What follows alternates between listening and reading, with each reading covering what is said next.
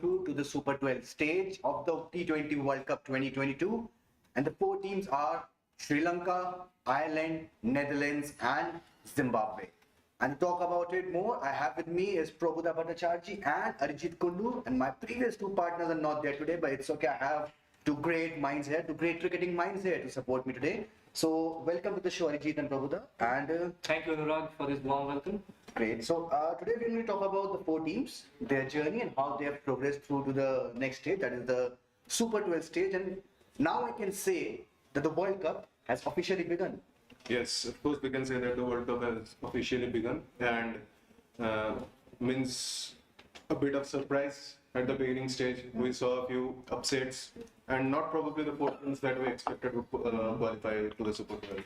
And I think upsets are good at times, because the low teams, sometimes the associate nations, they'll get the opportunities to face against the bigger nations. And this is why they have been doing well, and this is what they have done for themselves. They deserve it, and so they are here. Which team has impressed you the most? I would say the team that impressed me the most in these rounds is Zimbabwe, a bit. Interesting call. Why? Yes, Zimbabwe a bit because people would say that it was more of like a one-man show. Sikandar Raza doing the most of the job. But since being a player, being a cricket fan who have followed cricket when Grant Flower, Andy Flower used to play, you always have that soft corner for Zimbabwe. So I would say that Zimbabwe's cricket has impressed me. And they've gone through a lot, with the Yes. political turmoil and everything. Yes. So, And now the team looks a bit sorted to some extent. But how far they will go and how far they will compete with the teams in the next round, that's the thing to see. same question to you, Arijit. Which team has impressed you the most? I think for me, the most impressive, it has to be Ireland and Netherlands. I know it's a bit awkward or very out of the context, like out of the box kind of call, perhaps. But I feel that these two nations in the last T20 World Cup, they were not there. They failed to qualify. But how they have lifted up themselves and coming into the tournament. For example, Netherlands, if you see the first two games, they won it, and then the last encounter they failed to win, and that too by some closest margins. And again for Ireland, I think they have a few big names. Paul Sterling being one of them, the skipper Andrew Balbany, few good. Joshua Little has been excellent as well. Simi Singh, despite he hasn't taken that many wickets, but I think he has done his job to some extent. So overall, in bits and pieces, the players have gelled well, and I feel they can create some upsets, and just looking forward to it. Another team I would like to mention means in case of an impressive run, you would say losing the first match to Namibia and then qualifying. सारी टीमों के नाम So yeah, I'm just telling that the team that means it was a shock that they lost to Namibia in the first match. and then after winning the Asia Cup. Yes, after winning the Asia Cup, they were on the verge of going back home, but then they. You expect Sri Lanka to qualify. Yes, of course. We expect Sri Lanka to qualify. So And the other name that we expected to qualify is West Indies, the two-time champions. What about them, guys? Thoughts?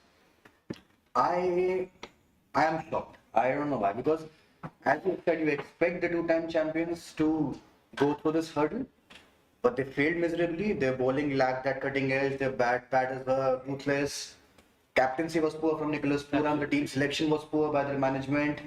Leaving Hetmeyer because of the silly reasons, saying that he cited this personal reason and saying that flight mat lo, ghar baitho. And Hetmeyer must be so happy right now. And I would say when you come into a big tournament and lose matches against Ireland and Scotland, probably you don't deserve to win the Super. Yes, by saying that, it's quite a controversial statement if you see in the perspective of the associate nations. Like, they have played well and they have. Yes, they but have. if you look at the stature of West Indies, they deserve to win. Like, when you have two trophies under your name, your reputation is big. maybe they are missing a captain like Darren Sami. Probably. Come out of retirement, I guess. Do you really think that time has come for Nicholas Pooran to give up the captaincy? Yes, of course. Maybe someone like Jason Holder can be the guy. I believe when you have Jason Holder in your team, you should not trust your captaincy to someone like Nicholas Pooran. He looks inexperienced. He does not know what to do in the crunch situations. That's what I got from these three matches that West Indies played. He has no clue what he has to do in the field. Harsh statement from Prabhu. More than Nicholas Puran, I'm missing Kylan Pollard, the leader. He used to be. He went in the Australia series last year also, and he was quite brilliant. And it was that particular series where Nicholas Puran took over the captaincy. Yes. So it's been a year or so. Nicholas Puran has been captaining the side, but hasn't been that impressive. Like I don't know what the numbers say, but if you look at the impactful things, we haven't seen something brilliant from Nicholas Puran as a captain. And another point I would like to say, like we've seen a few players getting called in the West Indies setup in the after the CPL's good form in the CPL. You look at Kyle Mayers, you look at Johnson Charles.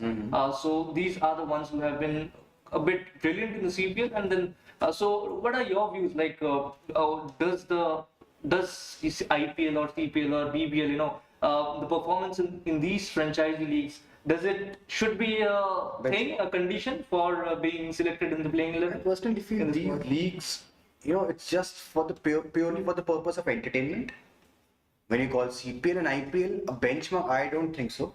They shouldn't be the criteria for selection. And when you consider CPL as a benchmark for qualification for being selected in T20 World Cup, I think the results are clear. Exactly. I mean, they were West Indies were heavily relying on individual performances rather than as a collective, as a unit. Yes. And when you depend on individuals, you're going to win games, but you're not going to win the tournaments. Exactly. And that's what has happened with them. Absolutely. Second with you, Anurag, and I think you're spot on over there. The team really didn't gel well. And I think they missed quite a few players in certain roles. You need certain players to do certain things if you are going to go long in a tournament. So that was not there present in this team.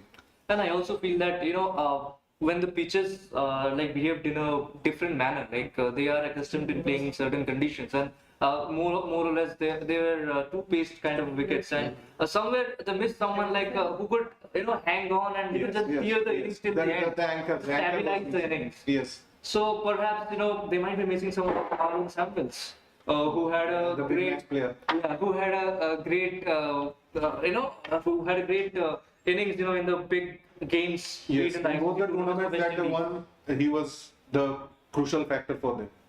In both the tournaments that they won. I really want to focus on two teams here. I'm going to talk about Zimbabwe and Ireland. Let me just talk about Ireland first. Yeah. They lost their opening game. Last year, if I'm not wrong, they failed to qualify for the Super 12 stage. Yes. Despite losing the first game, they had their morals down, but Curtis Camphor played a blinder in the Yes. previous game that lifted them up. Yes. And this game, it was a cakewalk for them. Chasing 148 odd, not an easy target, especially when a place in the Super 12 is on the line. But they played a blinder. Paul Sterling, Lorcan Tucker was And Andrew Balvenie, skipper himself. Yes. I would say that this Ireland team has quite a few players who can certainly turn the match at a moment, like Paul Sterling, like Lorcan Tucker, like Harry Taker, and in the bowling you have players like Mark Adair. Means it looks a well balanced team, it looks a well sorted team, they know what to do, their roles are clear to them. So I think the results here also is clear. Talking about Zimbabwe, I read somewhere that they are, their coach Dave Houghton is actually pushing the players to play aggressive brand of cricket. No matter what happens, if you don't score in 2 or 3 games, you won't be thrown out of the side. Absolutely. So we are talking about Baz ball. I'm actually talking about Dave ball. So their approach is same, but just go and attack. Zimbabwe have gone through a lot over the past should I say last 20 years, 15, 20 years. Yeah, The cricket has changed, there's political turmoil. We all know what Ryan Ball posted a few years ago. Yes. So the situation has not been the best for Zimbabwe cricket, but the change of management, the change of coach, and few players coming up. Someone like Sikandar Raza, who has been there for so long, but we are seeing the best of Sikandar Raza now. Can they upset 1 or 2 teams in the Super 12 stage? Very true. I think they can upset. I think and T20 is such a game. I think you have a very short sample space, like they're 3.5 or 4 hours of game, and anyone can beat the team. And we have seen it in several times. And we have seen Zimbabwe with teams like Australian World Cup. Yeah, even T20 World Cup. Yes, so that has been the case, and so Zimbabwe certainly does have the team, and just not the team. They are gelling well. They have the experience in them in the form of Sikandar Raza. They have Craig Erwin, who has played a considerable amount of cricket. Even Sean Williams is there. So, and there's also youth. If you look at young players, they are doing well. Trying to do well. And as Anurag said about the approach, I feel that there has been a change in approach. And they seem like they're playing free-minded cricket, and they know what they need to do. And even if they have a target in front of them, they have a calculative approach, and they have a way to go and chase in a certain way. So I think, yeah, definitely Zimbabwe. And I would like to add to that they have the momentum now with them. So definitely a few upsets on the card. At least I see Bangladesh losing to Zimbabwe. But these qualifying games have been nerve-wracking. I feel the qualifying games were terrific, and they are going to be better than what's about to come in the Super 12 stage. So let me just talk about the four teams. Zimbabwe and Netherlands are placed in the group where India is there. Yes. And Ireland and Sri Lanka are with Australia, New Zealand, England. We'll just hand it over to Prabhuda, and he's going to tell you more about which teams are placed in which groups. So Sri Lanka and Ireland are in Group 1, where Afghanistan, Australia, England and New Zealand are the other four teams. And in Group 2, it is India, Pakistan, South Africa, Bangladesh, Netherlands and Zimbabwe. So this is the equation now. Seeing the tournament from here on, seeing the Super 12 from here on, what would you say? How is India's group and how is the other group? I feel India can beat Zimbabwe and Netherlands. Not sure about if they can beat other teams. Group 1 seems deadly to me, man. It's like group of deaths. Like you see Australia over there, you see New Zealand, you see England. Like they were just enough, and now you see the addition of I think Ireland and Sri Lanka. So these are teams who can beat anyone on their day. On their day, yes. And we have seen it happen against England. Ireland has beaten England quite a few times. Not, I think it was a 50-over game as well, but even in T20 cricket, they has ability. So I would ask a direct question to both of you. Who are the two teams from Group 1 you are seeing going to semi-finals? Group 1 is of Australia, right? Very difficult. Very difficult. Australia, England. Australia. Purely on the For you? basis of And for you? It's gonna be Australia, New Zealand. I don't think England going. And from Group 2 were the two teams. Don't be biased towards India. Yeah. See, what I personally feel is that India and Pakistan should go.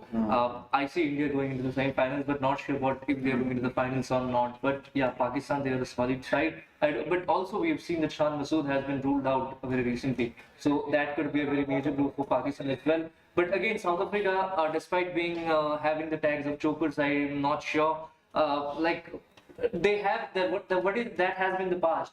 But this is a very new side, like a different team. They're looking good even in the previous edition. We saw them going very, very close, and just due to the net run rate, they were out. So things can be difficult. It's difficult to say, but again, my bet will be with India and Pakistan.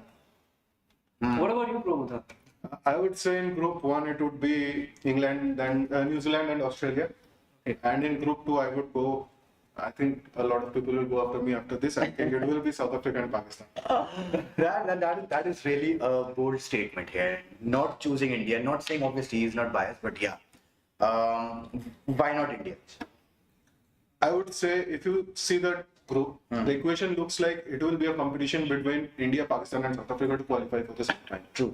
So on a purely analytical basis, if you look, India has more holes in their team than the other two. A lot to cover. Means India has a lot to cover than Pakistan or South Africa, I believe so. Because the biggest problem that's clearing in your eyes, that's being pointed out, that's highlighted, absence of death bowlers, proper death bowlers. Even though Mohammad Shami did well in the Australia practice game, but it was a warm-up match, reminded all. He just bowled 1 over, so he's still short of match practice. Absolutely, without a doubt. And again, I think that the other teams like Bangladesh, Zimbabwe, Netherlands, who are there, I think they will have a good role to play. Yes, they could be the party spoilers for the others. Absolutely, that is what I feel. And so it's gonna be tough. It's gonna be tough, but we're gonna see how things unfold. Pakistan, you spoke about the death bowling of India. That is surely a concern, but I think Pakistan also, like if you talk about Shaheen Shafridi, if you talk about Naseem Shah, they're good new ball bowlers, but we have seen them go for runs, Harish Rauf also. Yes, but Harish Rauf in the Australian conditions have proved himself already. Yeah, he's been there from the BBL. Yes, so I think Harish Rauf is going to be a big X factor for Pakistan, and the fact. And one more thing I would like to point out is this is the real test of Rohit Sharma, the leader. This is the real test. A 77% win rate in T20 is already, but he will be tested here. Winning bilateral series is a different thing, Yes. but the real pressure comes when you face same teams in a knockout game, and India have been choking a lot in recent times. So the pressure will be there, but no one's talking about Afghanistan. I'm not saying they're going to progress. They might, but they are a strong team, and they can upset a few teams here in the group. Look, had this been the subcontinent conditions, I would have surely had them in the contention for the semi-finals, or create a lot of upsets. I don't think they are in a position of creating upsets now. They're a very formidable side, So what I feel that, but again, the pace bowling unit is growing up. They're doing well. If you see Fazal Faruqi, then Naveen ul Haq.